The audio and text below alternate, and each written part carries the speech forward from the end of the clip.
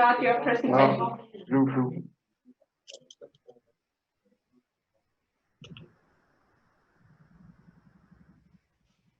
So should I start or should we wait for the introduction? Yeah. Okay. Yes. Good morning, everyone. Thank you for joining this very exciting session on COVID-19 in the ICU, Light and Shadows. We have 3 talks.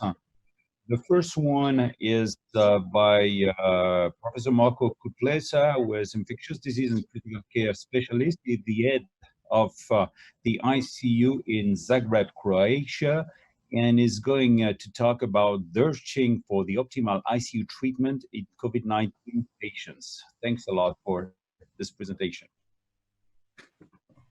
Thank you all for the invitation and for the opportunity to share our experience and to see what can be done for the patients that need ICU with COVID-19.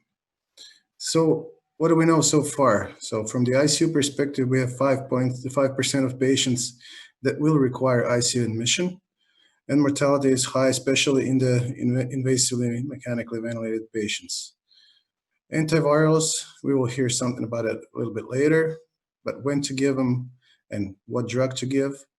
Immunomodulatory treatment, to what patient, when and what, and respiratory support, of course, the same questions, when and what. The first thing we have to be aware of is the disease stages are really important in adjusting the treatment for the patients that we treat in the ICU. So the first stage is the replicatory phase of the virus. So in that phase, we should not give immunosuppressants. And then afterwards, we have to control the inflammatory response that happens to COVID-19, that is to SARS-CoV-2 virus in the most severe patients. This is the old slide from China, which is well known, and the mortality rate by age. And it's really clear in the ICU as well that the age is really, really important for the outcome of the patients. But we can see that as the number of patients grows, of course, there will be sick people within the younger age. So we had some patients in 30s and 40s. So what's the population of the ICU in patients with COVID-19? So the age, it's usually around 70. In our data, so our cohort, non-survivors were 71 years on average, and survivors were 55. So it's a clear difference in surviving COVID. Severe ARDS was in 66 out of 80 patients. That's from our data so far. Of course, the comorbidities are important, and it's always the same: hypertension, diabetes, COPD, immunosuppression, cancer, whatever. So those are the illnesses that predispose patients for a severe disease and for the adverse outcome. So we can say that it's a part of mankind with gentle homeostasis and narrow margin equilibrium. So we have to first do no harm. So it's really important that these patients are really frail, and we have to be gentle with our treatments, especially in the ICU. Pharmacological as well as the ICU procedures such as mechanical ventilation. So we're talking about the drug treatment. You can divide them to simplify in the pre-ICU and ICU treatment. Usually this division is arbitrary, of course. It's just to emphasize the difference in the disease stages. So in the first stage of disease, we have to give antivirals, but which antivirals, that's really something to be discussed upon, and it's got to be there the next lecture in the session. So remdesivir, that's what we give. All the others here counted are not really there yet. From what I've read, favipiravir is making some progress in Japan from moderate disease, but we'll see what's going to come out of it. And immunomodulatory treatment in the ICU, you can see that there's a lot of drugs being explored, but we're still not there yet. So this is just something to see how many drugs are being repurposed for and trying to help the people with the most severe form of COVID-19. So a lot of drugs, a lot of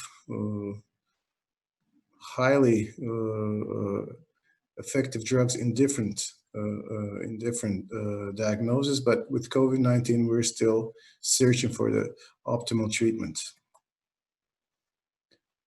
You see, the patients that have come to the ICU are usually admitted during the second week, and then antiviral treatment is not as effective, of course.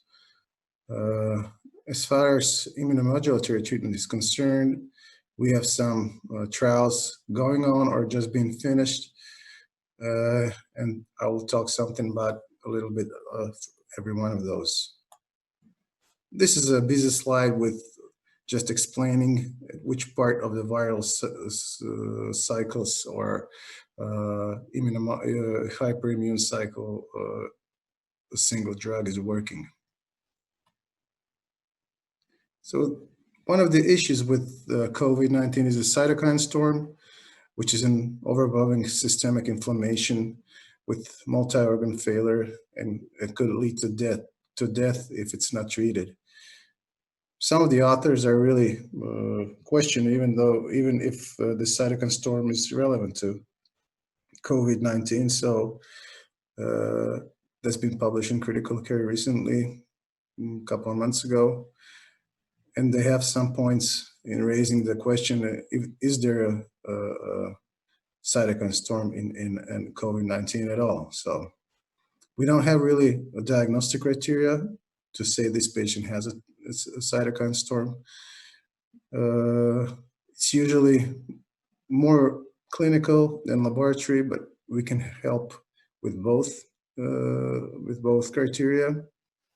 And of course, the patients have inflammatory response that can be detected with cytokine levels, interleukin levels, and so on.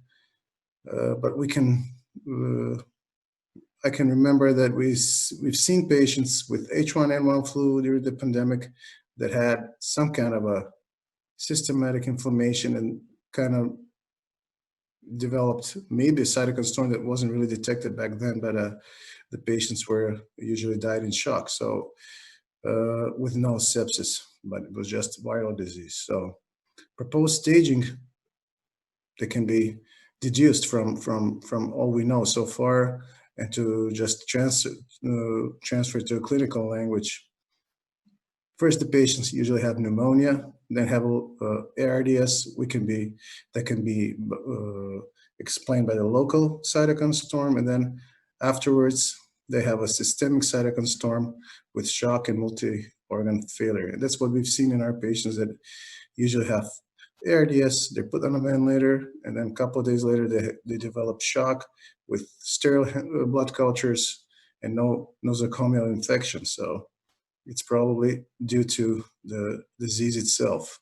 We've never seen it in so much in the patients before with ARDS of different etiology.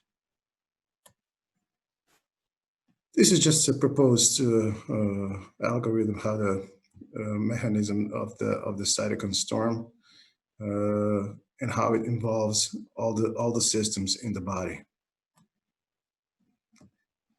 We can help ourselves with ferritin as a marker. It's non-specific, of course. It can be increased in different clinical situations, but with the diagnosed COVID, it can be said that if it's over 1,500, usually it's important for a hyperimmune response in COVID-19 patients. Some algorithms are for treating with immunomodulatory treatment suggest that have at least one inflammation marker elevated.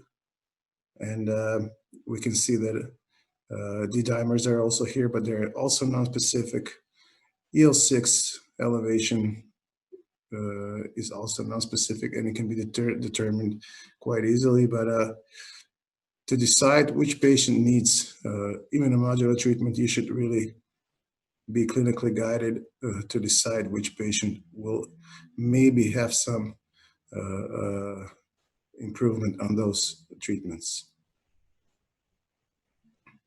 This is arbitrary, so it was published in Lancet Rheumatology with hyperinflammation, definition with CRP over 115, ferritin over 1500. And this is how it affects the progression of disease. So hyperinflammation seems to have definitive effect on the severity of disease. And then, of course, we have steroids with a large cohort in recovery that was published in the New England Journal of Medicine. And we can see that dexamethasone had the effect on the outcome and incidence of mechanical ventilation and survival of mechanical ventilation. So it seems that it has been proven, even with in a recent paper in JAMA, that it was a couple of published papers with improvement on corticosteroid treatment. So, but it should be started after the 7th day of the disease, after the first replicatory phase weaned, and we can start the treatment with steroids with no fear of escalating the infection. So tocilizumab is a never-ending story. So we had some reports saying that it might improve the survival of the most severe patients. Then, of course, the large trial was conducted and it was published. It's just not the detailed paper. I haven't seen it yet, but the papers are coming out at a significantly high rate. So it's hard to keep up with all the published papers. It's just too much for me. But from when I was preparing for this lecture, this was out, and it was said there was no difference in outcome in a tocilizumab arm compared to placebo, but no difference in infection rate as well. So at least it's not as damaging to the patients. So it's pretty safe. But we had a problem with inclusion criteria in that study because all the patients with pneumonia and somewhat lower saturation were Dr. Kutleša, may I interrupt? You have 2 minutes left. Thank you. Okay, thank you. So severity timing, it's old in a paper that showed that some patients had better outcome. As well as for Anikra, it also had just a couple of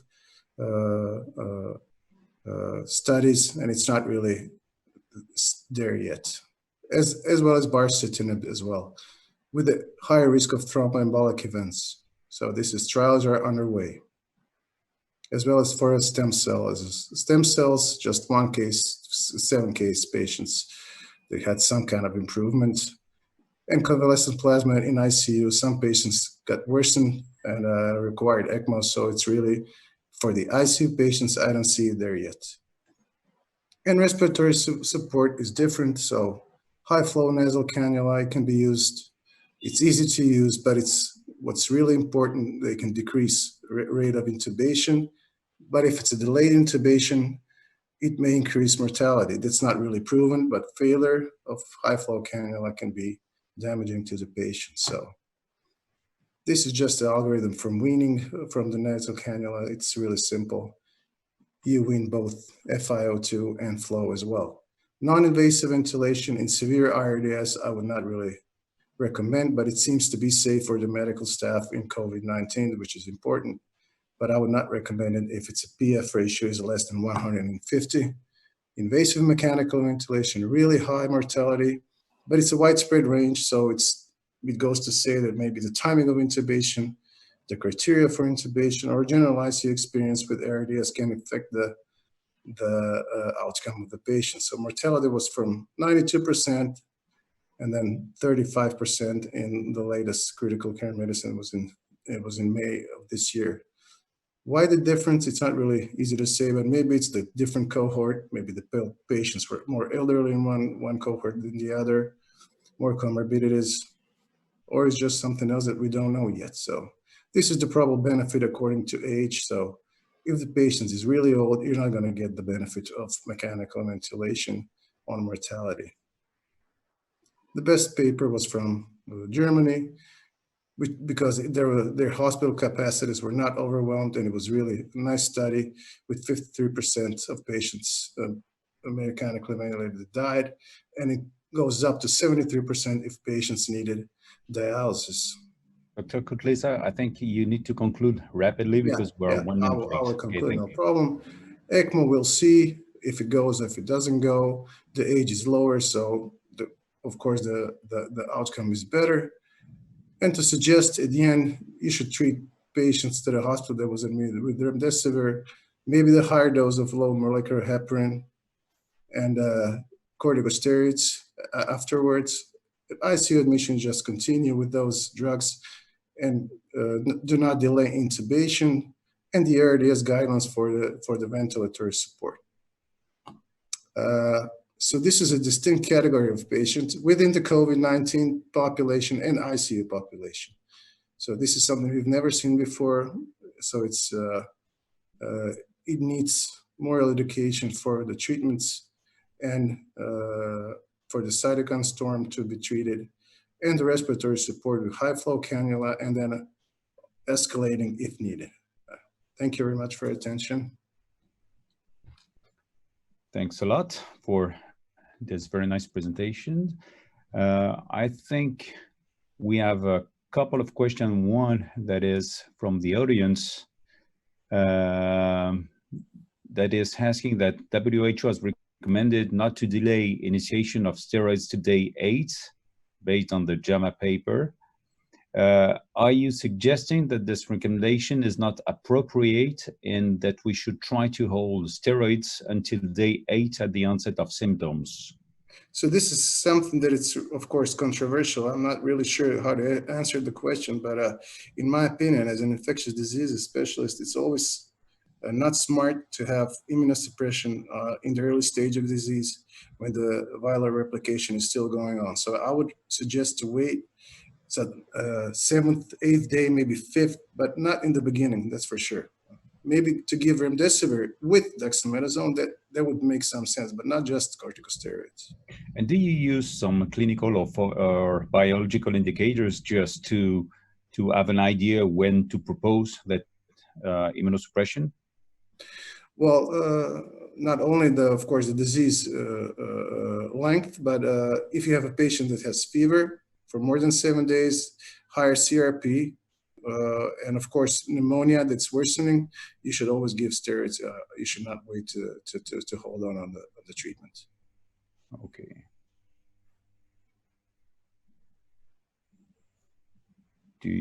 I don't have any other questions in the audience. Okay. So thanks a lot. You're welcome. So, thank you very much. Let's move to the next speaker. I'm very, very glad and a little bit biased to introduce you the next speaker because it's a close friend of mine, Professor Matteo Bassetti. He's an infectious diseases professor in the University of Genoa and head of the Department of Infectious Diseases in the San Martino Policlinical Hospital. He's going to present us choosing antiviral treatment for SARS coronavirus 2 pneumonia. Professor Bassetti.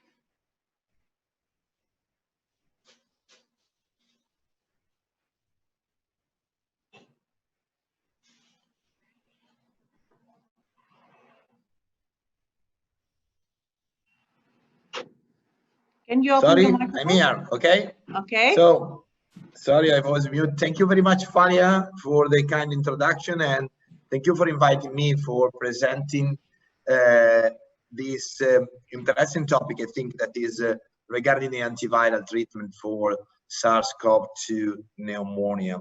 So these are my disclosures, and let's start talking about the disease.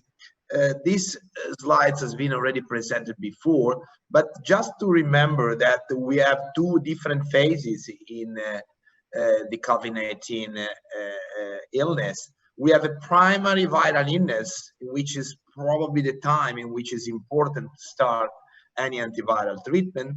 And then we have a second phase in which we have the severe immunological response, in which in general we have also more symptoms. And obviously this is in between the day of hospitalization and particularly the day after the onset of the disease. This is better. It's probably here you can see in which we can have an impact for the antivirals. Maybe in an early phase when we have obviously a viral response, but probably even in a later phase when the clinical condition deteriorates. So probably we have a role for antivirals in all the different phases. In my opinion, probably better to start earlier, but we can discuss later on during my presentation. What do we have regarding antivirals? So this is a nice review article in which they review all the different antivirals, and I invite you to look at this part of the slides. And we have the fusion inhibitors, in which we have the umenofovir. Then we have the RNase polymerase inhibitors, in which we have the remdesivir, but also the favipiravir. And then we have the protease inhibitors, in which we have lopinavir/ritonavir. Let me discuss, and obviously then we have the endosomal acidification inhibitors, in which we have the chloroquine and hydroxychloroquine. So let me start with lopinavir/ritonavir, that demonstrate activity against SARS-CoV-1 and MERS-CoV in vitro, and in which we use at the beginning of the pandemic, particularly in the first phase, off-label uses of lopinavir/ritonavir. What do we know about lopinavir/ritonavir? There is a trial published by COW in New England Journal of Medicine, and was a trial of lopinavir/ritonavir in adult hospitalized patients. And in this study, the primary endpoint was the clinical improvement from randomization, and they enrolled 199 patients, 99 treated with lopinavir/ritonavir and 100 with supportive care. So the data are not so encouraging because this is the primary endpoint, the clinical improvement. The odds ratio was 124, and there were no difference in 28 days mortality. And these are the data regarding patients, clinical improvement in patients treated with lopinavir/ritonavir and patients in the control arm. For this reason, recently we published a current position paper from the Italian Society of Anti-Infective Therapy and the Italian Society of Pulmonology, published in CMI on April, and our conclusion regarding lopinavir/ritonavir, that at the present time, evidence from the first published randomized clinical trial does not support the off-label treatment with lopinavir/ritonavir in COVID-19 patients. These results should also discourage the use of other protease inhibitors, for example, darunavir, at least until results of dedicated randomized clinical trial are available. So, regarding lopinavir/ritonavir, we don't have enough evidence to support the use. What do we know about umifenavir? So, umifenavir in this trial published in CMI, they retrospectively analyzed 81 patients, and the median time to negativity were 18 days in umifenavir group and 16 days in the control group. No deaths were observed. So this is the first trial, and this is the second trial published in Medicine, and in which the patient were randomized to receive lopinavir/ritonavir, umifenavir, placebo. And the primary endpoint was the positive to negative conversion by PCR. And as you can see, there were no difference in using lopinavir/ritonavir, arbidol, that is the name of the drug, or the control. So even in this trial, there were no impact.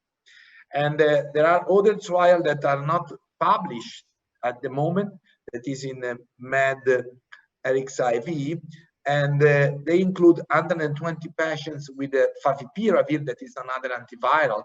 However, all-cause mortality was 0, and they show a higher rate of clinical recovery. So the paper is not still peer review, but I am a little bit skeptical about the role of this drug. And for this reason, in the same position paper, pending high-level supporting evidence, favipiravir and umifenovir should not be used outside the randomized clinical trial.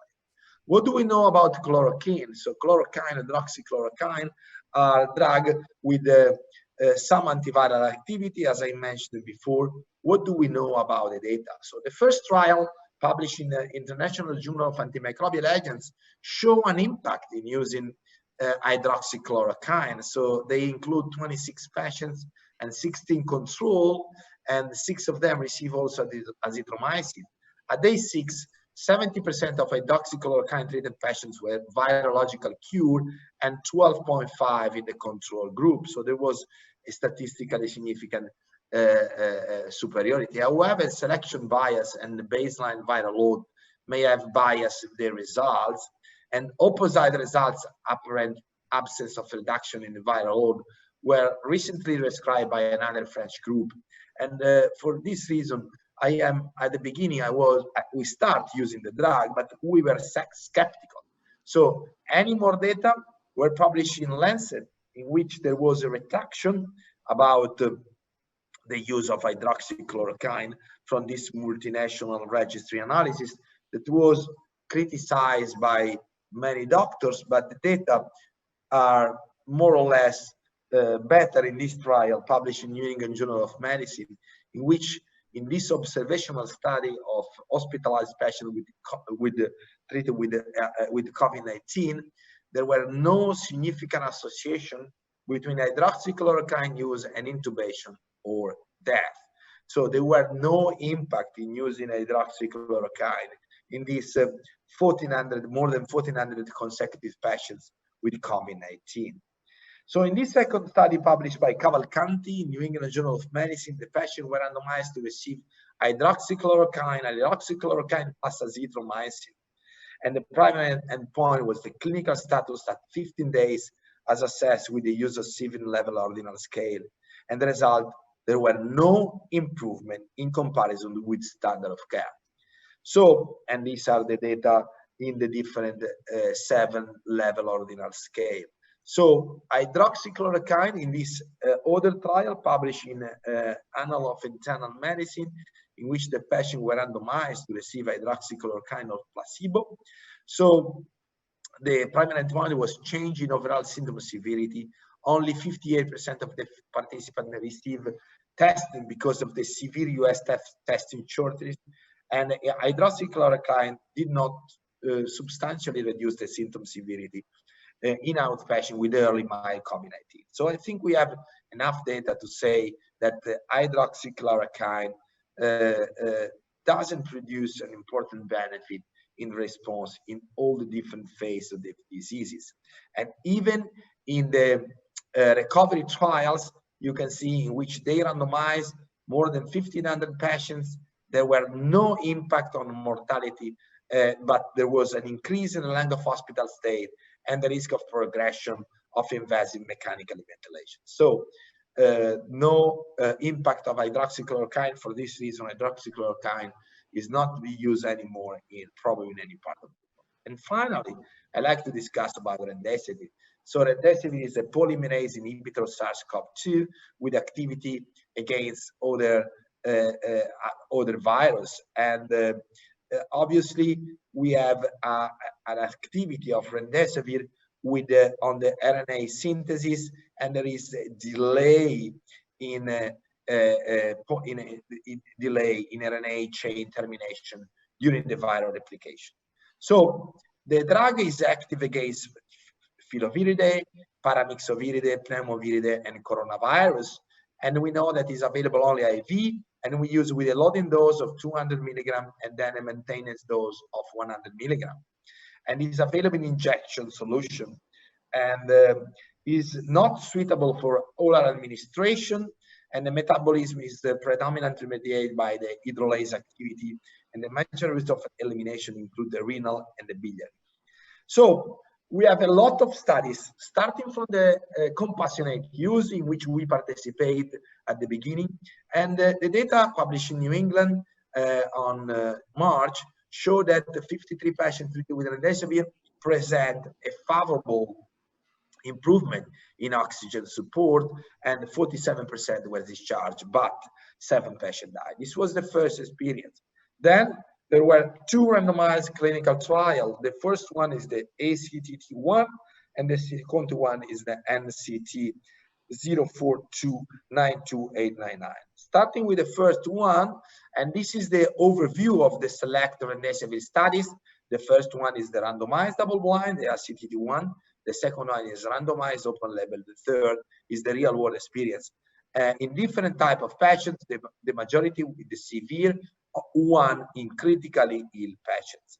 Let's start discussing the first trial. This is the ACTT1, in which remdesivir has been compared with placebo in patients with SARS-CoV-2 positive and infiltrate, so the classical pneumonia. So the data are really encouraging because there was a reduction in the median time to recovery in the remdesivir treated patients compared to the placebo, and there was also improvement in the scale at day 15. But also very important when we look at the mortality, and the mortality, even if was not statistically significant, there was a trend in favor of remdesivir versus placebo in this first trial. So the first data were encouraging. The second, and even the safety profile of the drug was really important, because when we look at the safety profile analysis for remdesivir was not different to the placebo arm for all the different adverse events. The second trial is the simple, published in New England Journal of Medicine. So Bassetti, you have 3 minutes left. Yes, okay. In 27 of May, and you can see in this trial, they try to establish the treatment duration, 10 days versus 5 days, and at the end, 5 days was equal to 10 days, even higher response and lower mortality rate for 5 days. And even the safety summary show an improvement in using 5 days instead of using 10 days. So the third trial that was published in Clinical Infectious Disease last July is an analysis of remdesivir for severe COVID-19, and they compare with the real-world standard care. And you can see 10 days of remdesivir, 5 days and the standard of care. And the data are very encouraging because the remdesivir cohort present an higher recovery at day 14 and a lower mortality at day 14. So overall, we can put together all the data and of the 3 studies. And in the 3 studies, there was a reduction in the mortality at day 13, and even overall a reduction even in the other trials. So I think the data are quite encouraging for remdesivir. For this reason, the Infectious Disease Society of America recommend the use of remdesivir in hospitalized patients with severe COVID-19, and they suggest also in patients with supplemental oxygen but not on mechanical ventilation of ECMO, they discourage the use in patients without the need of supplemental oxygen and oxygen saturation. So in conclusion, what do we know about the different antivirals? So remdesivir, yes, we have data to support the use. Lopinavir, ritonavir, no. Hydroxychloroquine, no, and also no for favipiravir, umidafovir. So in conclusion, and I like to review an article that we published with my group regarding the balance, the benefit and the risk of treating COVID-19. So obviously we know very well all the risk factors that is represented more or less by the underlying conditions, by the severity of the presentation. But then we know that there are 2 important points. First of all, the role of the antivirals. And in my opinion, we have to push for the role of antiviral in an earlier treatment. The antiviral should be used in an early phase, as we are doing for flu with the drugs that we usually use, oseltamivir. I think it's important to use early and maybe for the short duration of time. So for the one of you that want to get my slides, you can register at the website www.hdi.net. Thank you very much for your attention. Thank you very much for this excellent presentation. And now we are ready to accept the audience questions. I have already 2 questions from the audience. Any thoughts on pulse steroids? And the second one is similar. Are steroids indicated even in non-hypoxic patients?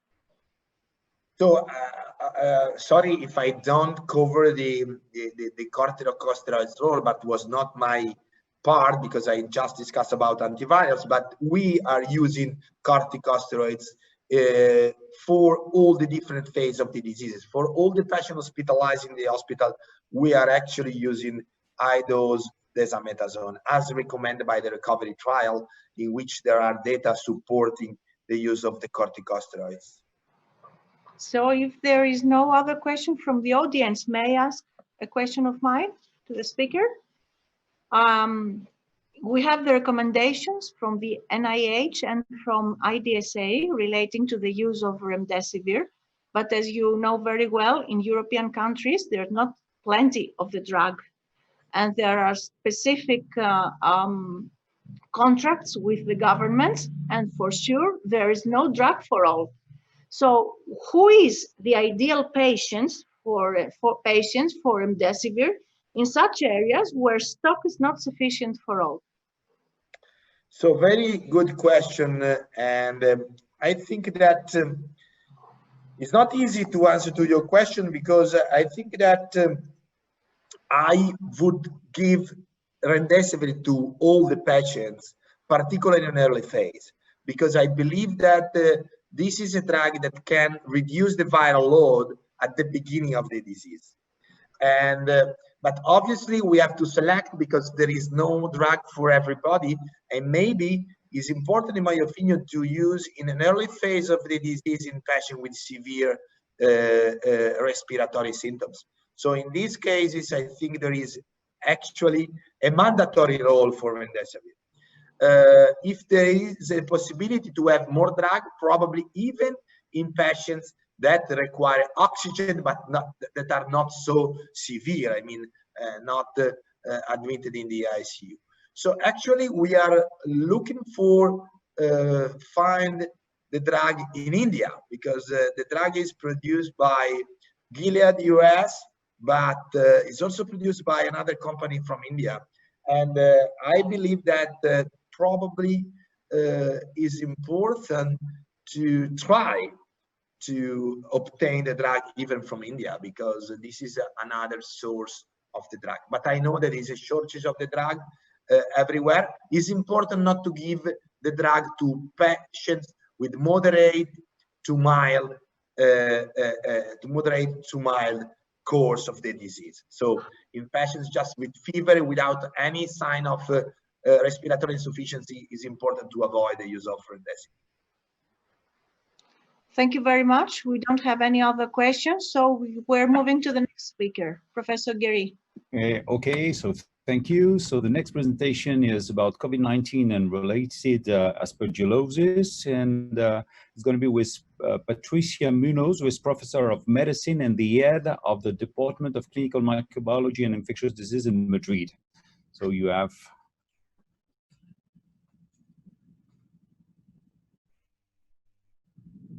We lost...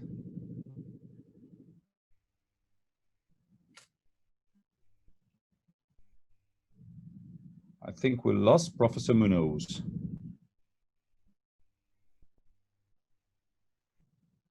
Which is not a good news.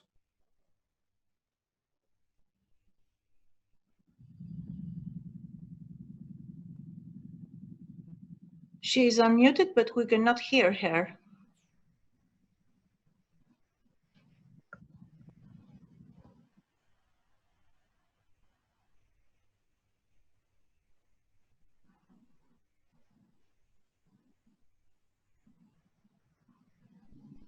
No, not yet.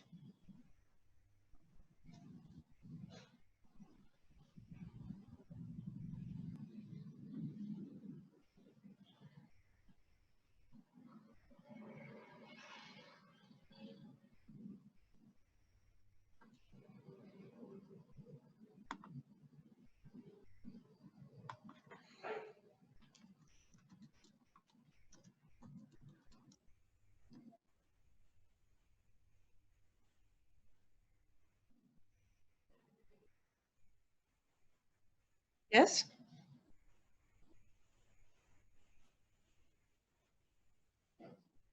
Okay. We have a technical problem, and we are hoping to solve it very, very quickly. We cannot hear Professor Muñoz, although the test was very, very good, and she hears us. We cannot hear her own voice. So perhaps the technical... Will you share the screen with us?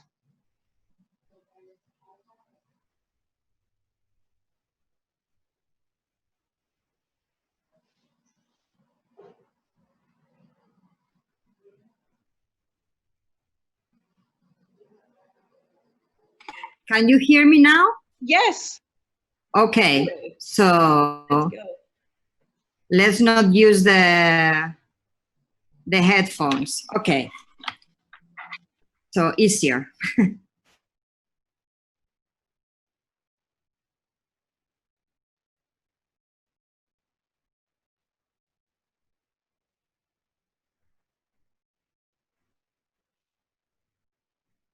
You can hear me?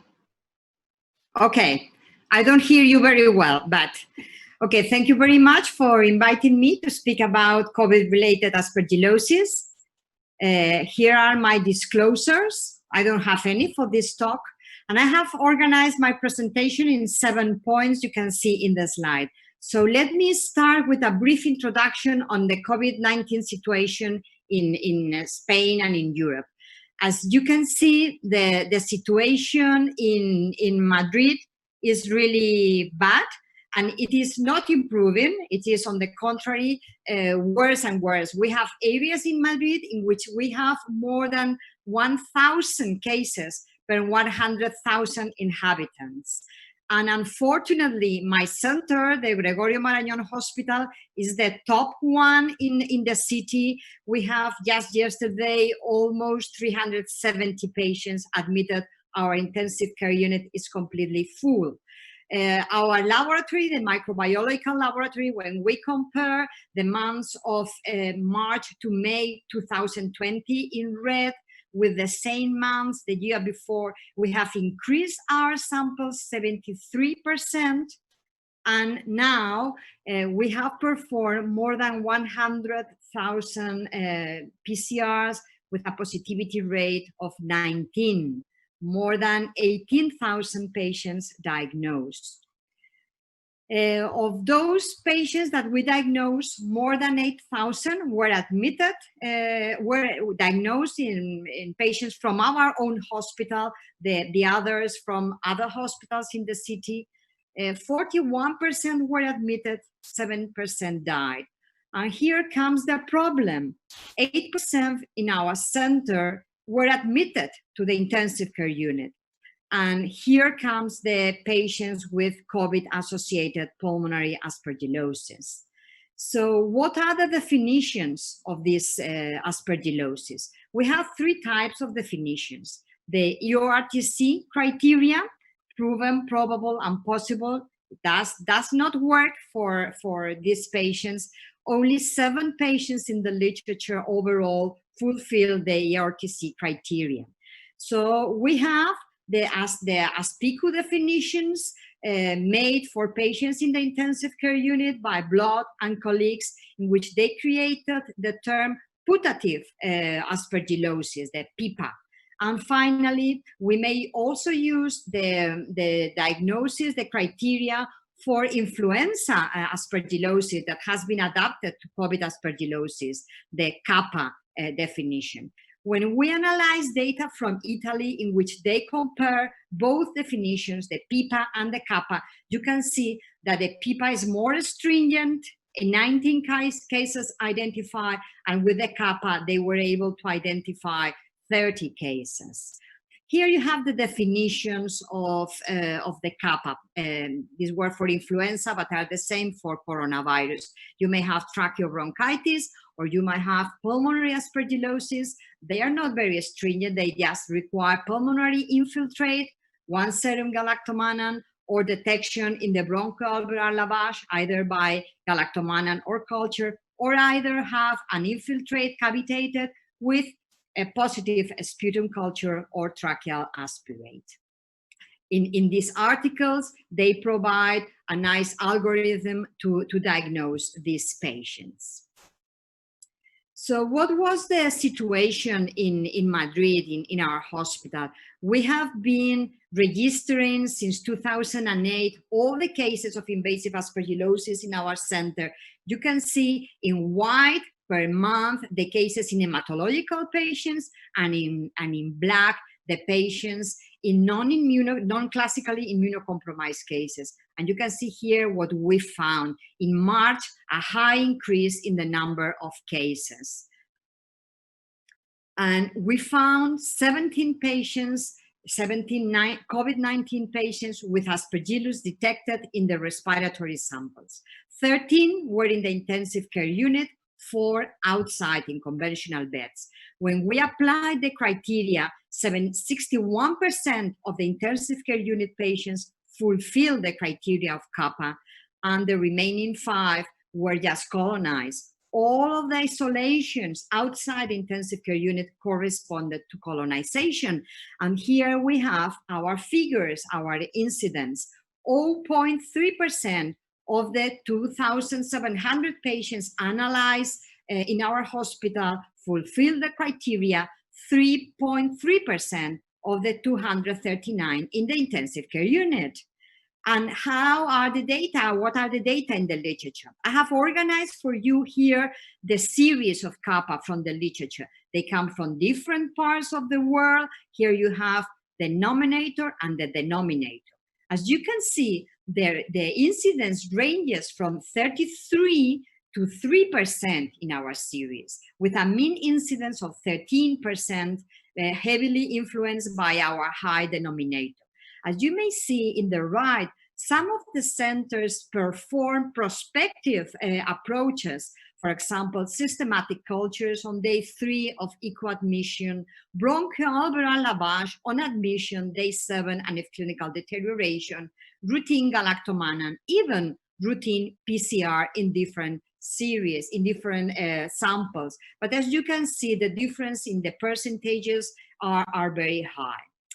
How are these patients? Here you have the characteristics of the 7 patients of my institution. Median age 64, the most important underlying condition, cardiovascular disease. Half of them had obesity, and only 2 of the 8, 25%, could be considered immunosuppressed, but one is a chronic leukemia without active treatment, and the other one, liver transplant recipient years after transplantation.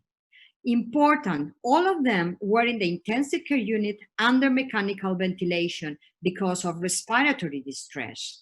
We diagnosed the patients 15 days after intensive care unit admission, and the first isolate was recovered 8 days after mechanical ventilation.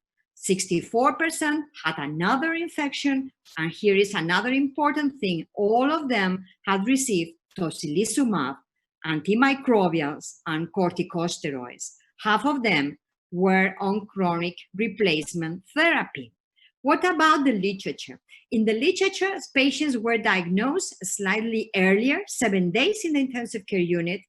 Practically all of them were in the intensive care unit when the kappa was diagnosed, and 80% did not have any immunocompromise. However, most of the patients received corticosteroids, tocilizumab, had lymphopenia, and some authors identified as risk factors for kappa, older age, hypertension, and renal injury.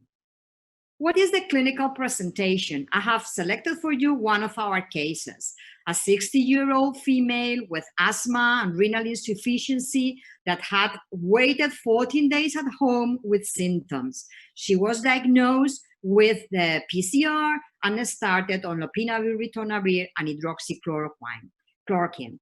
She received pulses of corticosteroids, but on day 10, she had to be intubated and admitted to the intensive care, where she received tocilizumab and corticosteroids. On day 21, she was extubated. However, she required reintubation on day 24, and aspergillosis was demonstrated.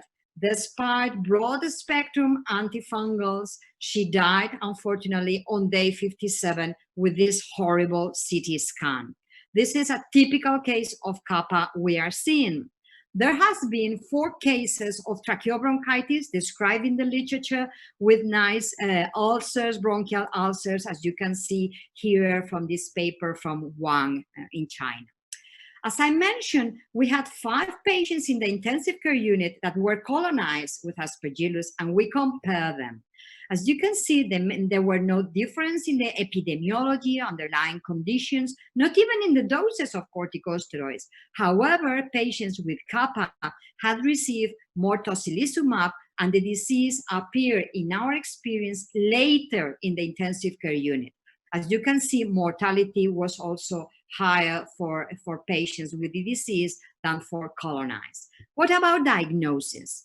Only 8 of the more than 100 cases were proven with histology, only 8. What about the CT scan?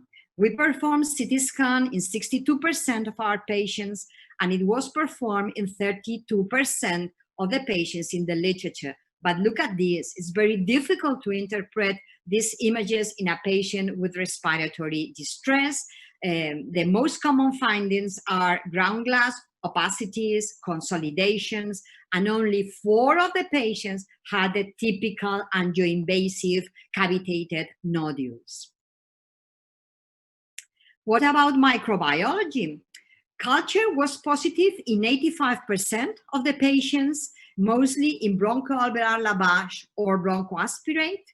Fumigatus was responsible for 86% of the patients with a positive culture, 61 from 71.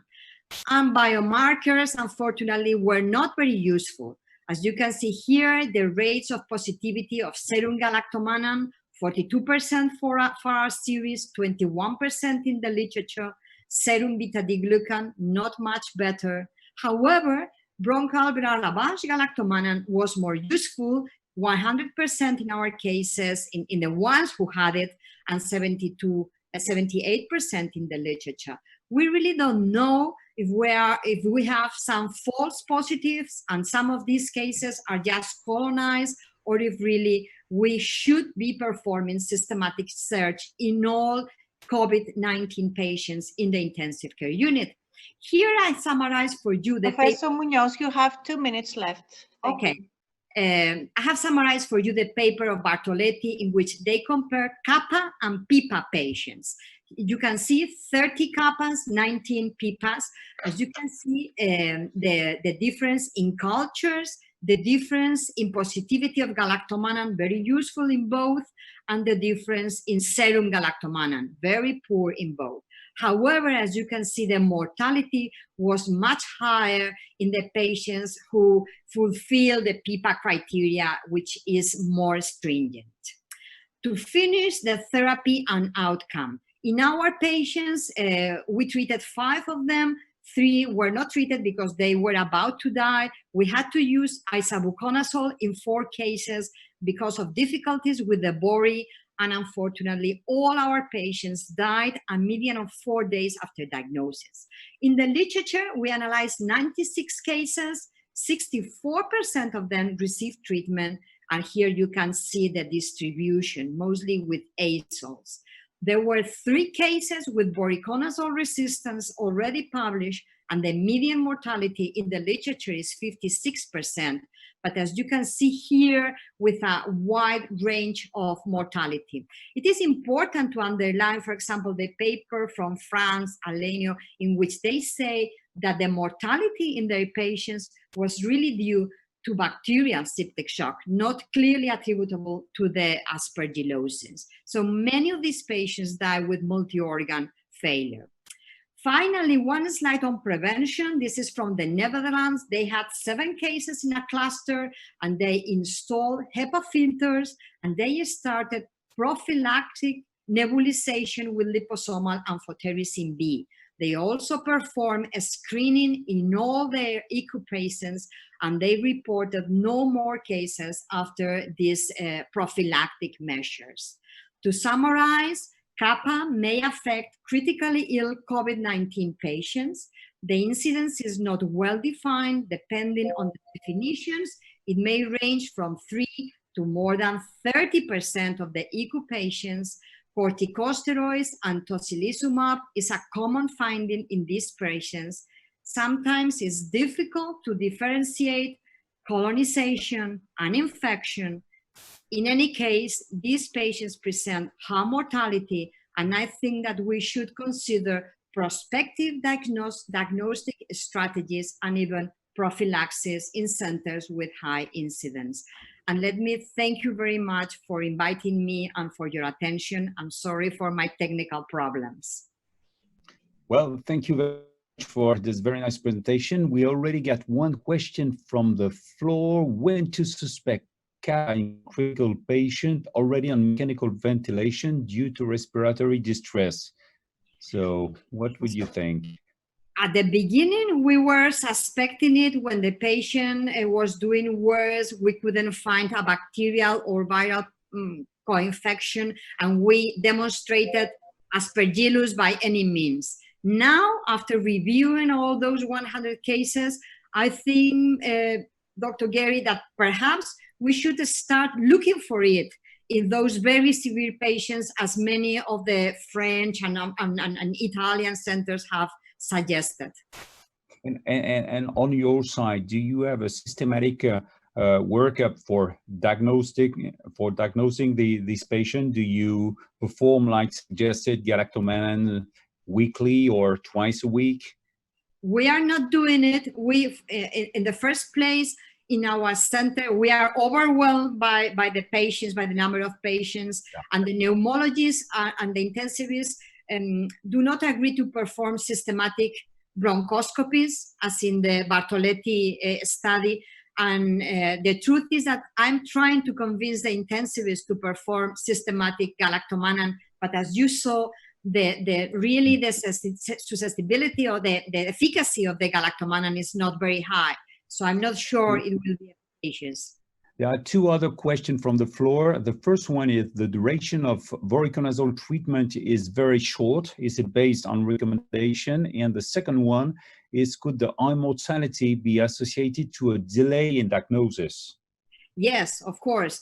I fully agree. The duration of treatment in our center was small because patients died a median of 4 days after the diagnosis. And in some cases, we had to switch to isavuconazole because they were already in liver failure, renal failure. It was very difficult to be safe enough with voriconazole, so we switched to isavuconazole. But of course, the mortality probably is related to delayed diagnosis. We really don't know. And there is another one. Do you recommend prophylaxis in patients for more than 1 week on mechanical ventilation with steroids or tocilizumab? We are not doing it, so I don't recommend it. But in the center in the Netherlands, where they had that cluster of 7 cases very close, they started liposomal amphotericin B nebulized. I'm not sure that these patients that are so critically ill will be able, all of them, to tolerate a nasal. It's not so easy to administer a nasal to these patients. So I don't think we have enough evidence. It seems that we have no other questions. Thank you. Thank you very much for this talk. And I believe that it is time to conclude this very interesting session. I would like to thank very much the presenters for 3 excellent presentations, very, very fascinating, and also the audience for their participation. Thank you very much. Thank you. Thank you, Falia. Thank you.